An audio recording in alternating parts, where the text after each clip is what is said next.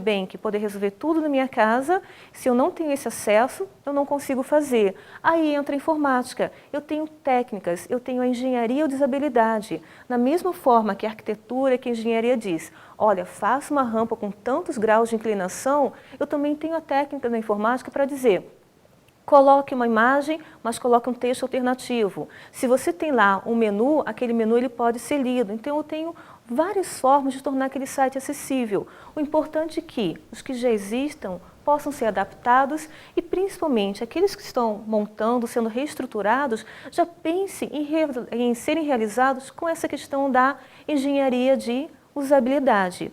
O custo? Praticamente nenhum. Da mesma forma que você faz um projeto bem feito, você pode fazer ele do começo ao fim acessível. Claro, precisa um profissional capacitado? Precisa, mas não são técnicas complexas. Se um engenheiro sabe que é um ângulo, ele vai conseguir construir a rampinha. A técnica não é o complicado, é a conscientização, que eu vou botar a rampinha na minha loja e eu vou ter um cadeirante que vai ter acesso. Certo. Uma porta mais ampla, eu vou ter um banheiro acessível. Então a acessibilidade, ela não é complexa, é uma questão de conscientização das empresas abordarem, seja ela física ou virtual. Nós voltamos então para a questão também no sentido de nós não termos os consumidores que façam a reivindicação a partir daí e que nós não temos essa cultura ainda estabelecida. Bom, eu vou deixar a nossa questão norteadora, que os convidados vão falar sobre a mesma ao longo do segundo bloco. As organizações avaliam ou deveriam avaliar constantemente se estão praticando um marketing ético e socialmente responsável. De que forma, então, o Código de Defesa do Consumidor colabora efetivamente para essa avaliação das organizações? Já voltamos.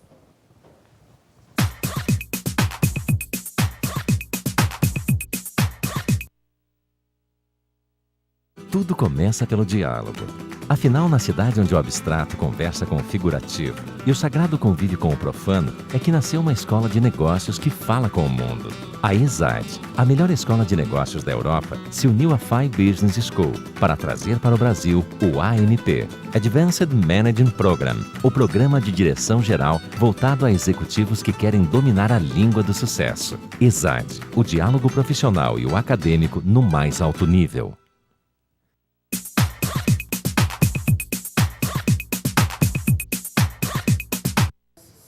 Voltamos para o segundo bloco do nosso programa Diálogos Acadêmicos e Profissionais e o tema de hoje, Direito do Consumidor e também Marketing Digital e como essas duas áreas se interrelacionam. Os nossos convidados, ao longo do primeiro bloco, foram discorrendo para nós a área de atuação e já uma forma como essas duas áreas se interrelacionam. Agora, nós vamos discorrer sobre a nossa questão norteadora, a nossa questão principal para esse segundo bloco. Que se as organizações avaliam, ou pelo menos deveriam avaliar, constantemente se estão praticando marketing ético e socialmente responsável. Bem, se estão, de que forma o Código de Defesa do Consumidor pode contribuir para essa avaliação e para que essa avaliação também seja efetivada caso ainda não esteja sendo aplicado. Então, professor Douglas, por favor. Gostaria de colocar primeiramente essa questão muito clara do marketing socialmente responsável. Uhum. Muitas vezes as pessoas acham que tem algumas coisas que são obrigação da empresa.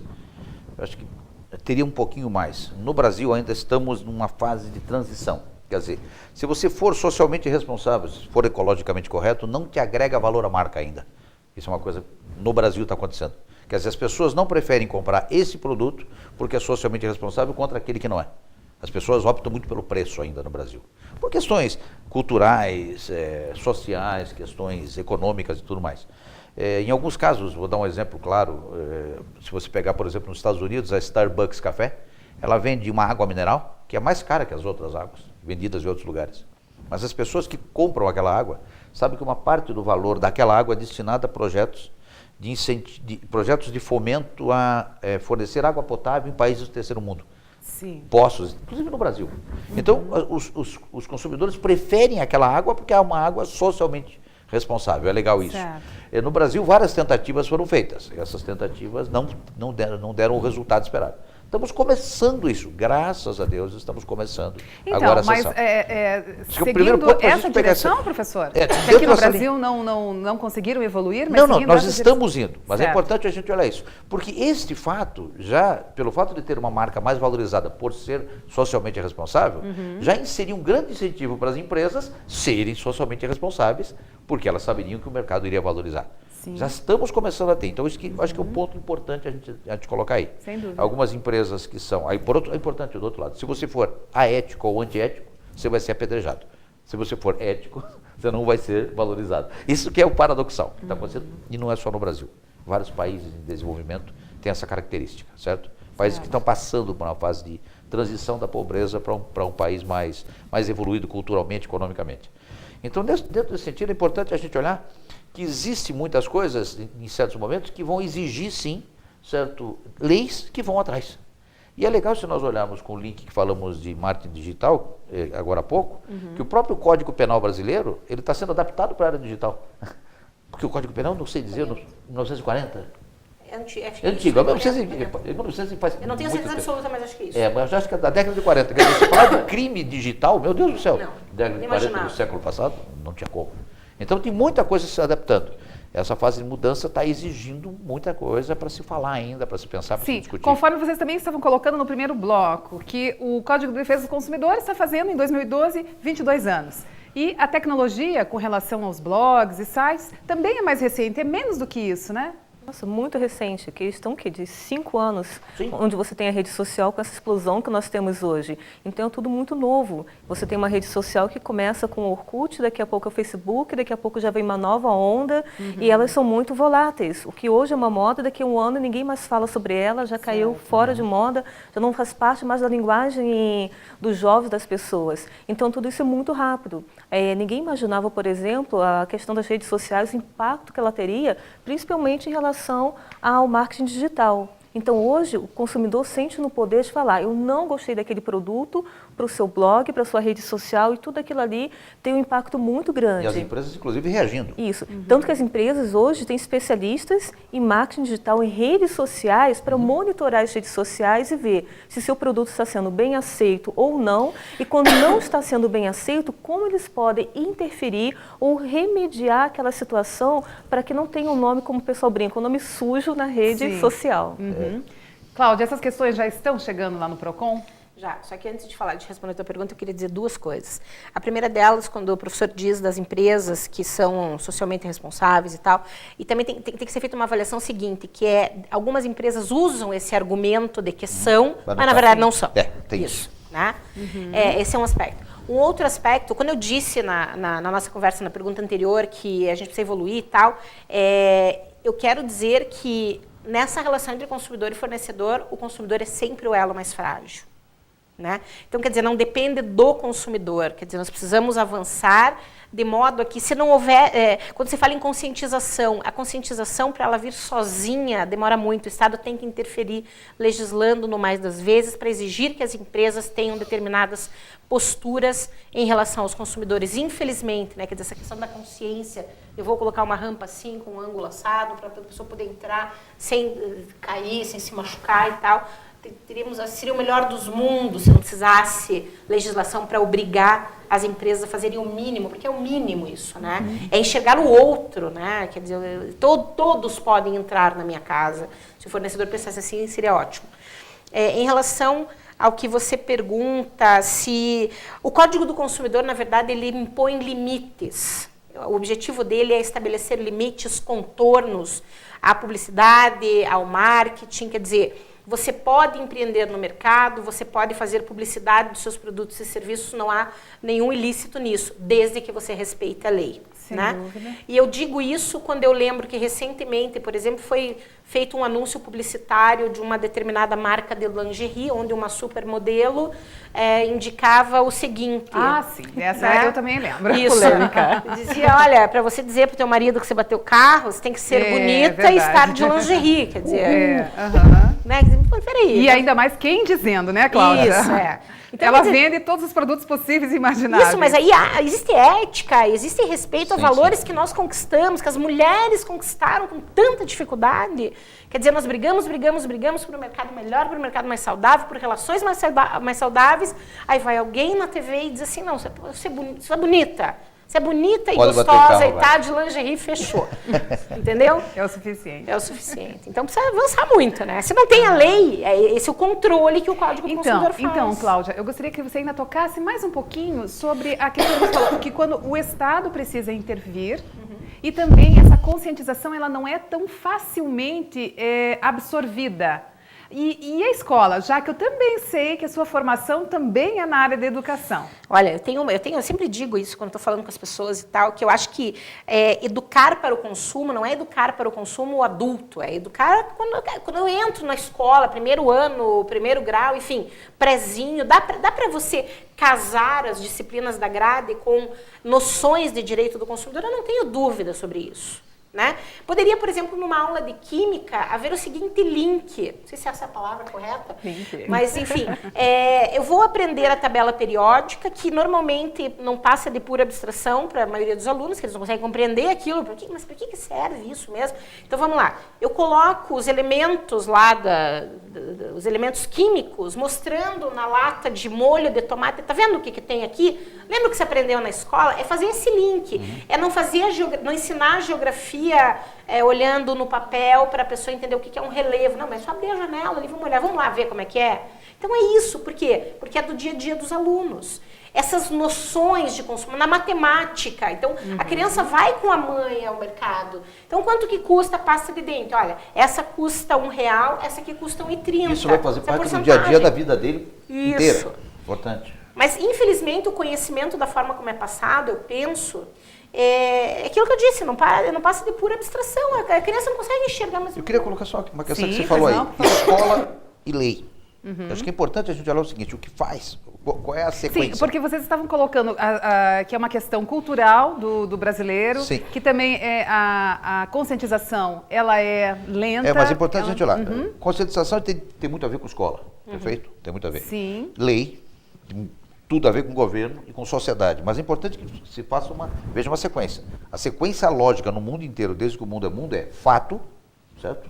Sim. Depois do fato, lei ou escola, e depois do fato pode vir a escola e depois a lei.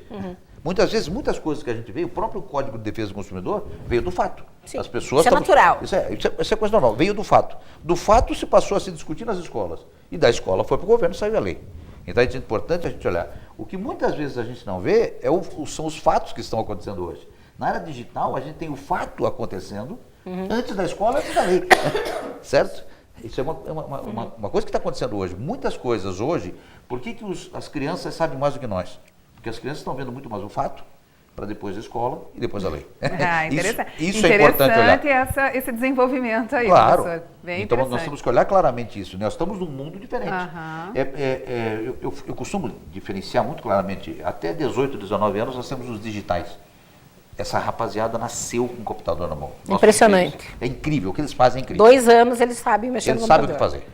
Bebê tem colocação sobre esse assunto. Porque, por exemplo, concordo plenamente, só que hoje nós temos no Brasil um outro problema que é a questão da exclusão digital. Sim, Se hoje nós temos, 50%. nas principais capitais, nós temos o acesso, mesmo assim na nossa casa, nós temos dificuldade de acesso à rede que cai, hoje nós trabalhamos dentro do Instituto com a questão da inclusão social. Então nós temos parceiros em que você tem lá a escola que trabalha com a questão da pesca e aquicultura, não vou nem muito longe, no litoral do Paraná, como também temos lá na região amazônica. Então nós trabalhamos com gerações completamente diferentes, onde desde a geração que com 2, 3 anos já está brincando com o computador, jogando, escutando uma música, as gerações que não têm a menor ideia do que significa a tecnologia. Quase 50% da população brasileira. Exatamente. Então aí vivendo...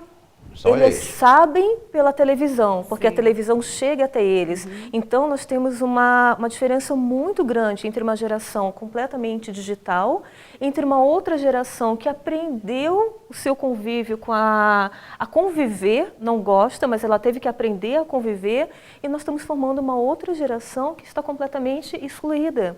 Então, tudo isso que nós estamos falando de acesso ao home banking, comprar uma passagem aérea, Sim. gente, muitos deles não têm sequer energia elétrica, não conhecem toda essa linguagem que nós estamos trabalhando. Então, quando você citar a questão da educação, que eu pedi a palavra, é importante que essa geração, essas pessoas que estão excluídas desse processo, comecem a aprender, tenham um mínimo de conhecimento sobre a vida digital, porque é importante para ela não só como futuro profissional, como consumidor, como cidadão, porque hoje muitos serviços do governo estão online. Eu já vi pessoas simples chegando num banco ou chegando numa repartição pública.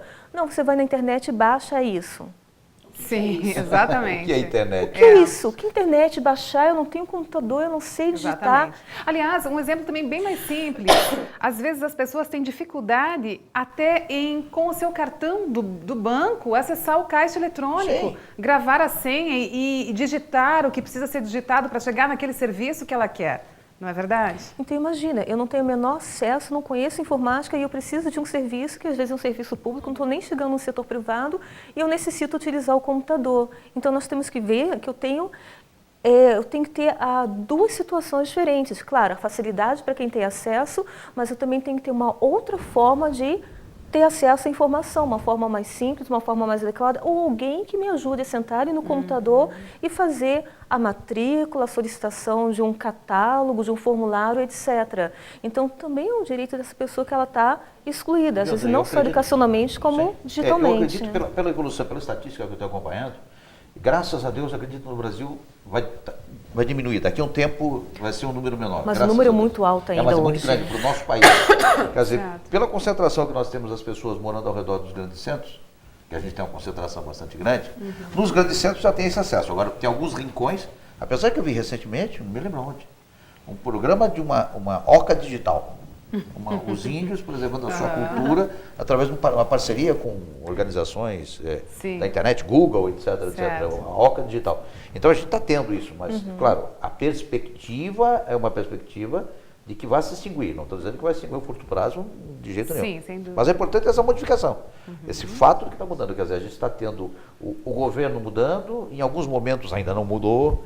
Certo? Eu costumo dizer que os únicos lugares onde a gente vê carimbo ainda são situações do governo.